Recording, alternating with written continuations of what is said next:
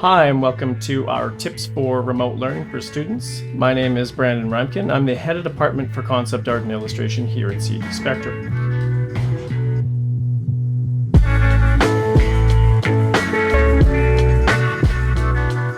So we'll kick things off with our hard skill considerations, which are our technical skills or immeasurable skills. The first thing that I always like to get my students to think about is practicing life drawing or painting. Now, what we're talking about there essentially is drawing and painting from life, which will give you the mental library of information you can use to make your work more credible, and it also helps sharpen your hand-eye coordination.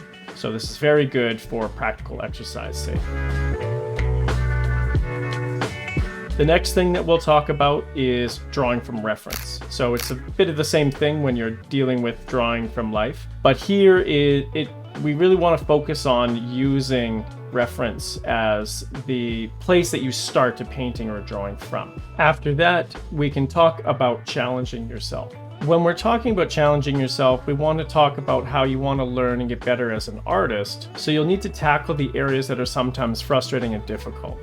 Those feelings are normal, and they're a part of working through the techniques and principles that are foreign to your usual workflow. This will tend to help you advance faster when you're making sure that you're challenging yourself. Now, we know we don't want to overcomplicate our work, but we also don't want to rely on the things that we're super familiar with or we're really not learning much. The next point will be to not overcomplicate your work. Don't throw everything but the kitchen sink into your work to impress people. Focus on the individual areas of development to avoid overwhelming yourself, and you're definitely going to have an easier time learning. And our last point for hard skills is to observe what other artists produce. Make sure you're looking at all of the awesome artwork that is available out there. There is just so much of it. You can help increase the rate at which you learn by looking at how those other artists use techniques and principles in their own work. Mimic them. Try those things out, really break down what you're seeing, and it will tend to make its way into your own personal development.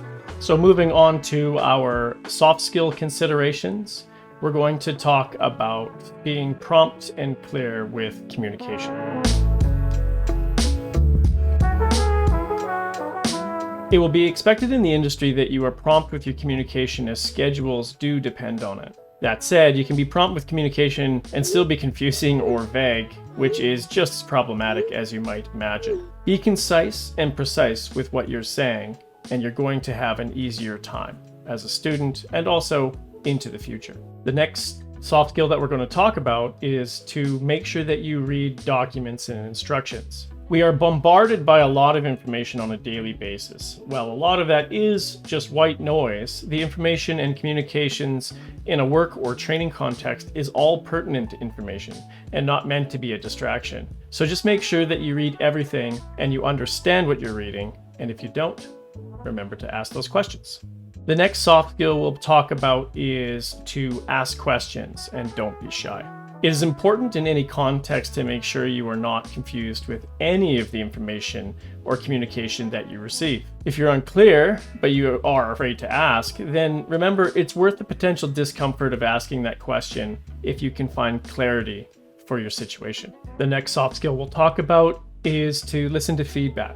Listen to your mentors and peers. The tendency will be, at least if the feedback is respectful, that there is always something to learn from someone else's point of view. You may not agree with the way they deliver the feedback, but there is something there that you can always pick up on and potentially include in your artwork or fix in your artwork.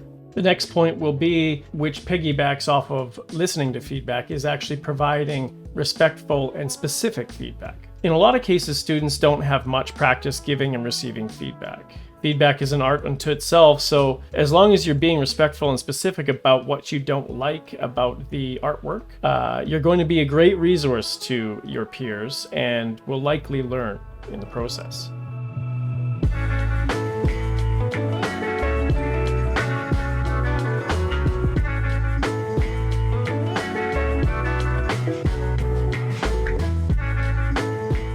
I hope it's been helpful for you. I would definitely put some of these tips into practice for yourself and see how it can improve your learning workflow.